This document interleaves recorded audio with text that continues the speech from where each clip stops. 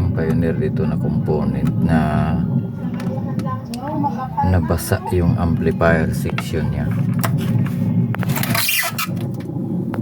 Ayan o. Ayan. Kita mo yung, kita niyo. Pero nilinis ko na kasi ito eh.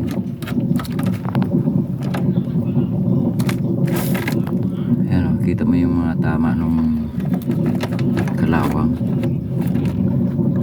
Tapos nasunog na rin itong ano. May mga parts yung nasunog dyan. Ayan. Kaya ang natitira nito ay yung input na lang mula dun sa tone control niya. Ngayon, gusto ng may-ari na magamit pa ito, papatunog. Kaya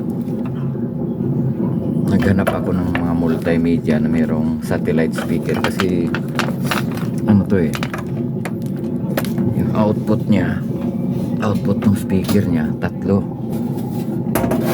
Ayan, subwoofer, right at saka left channel, yun yung kanya, yung satellite subwoofer, yun yung bass.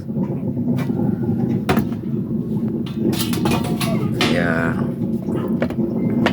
meron akong kinondisyon dito na ano, na multimedia board.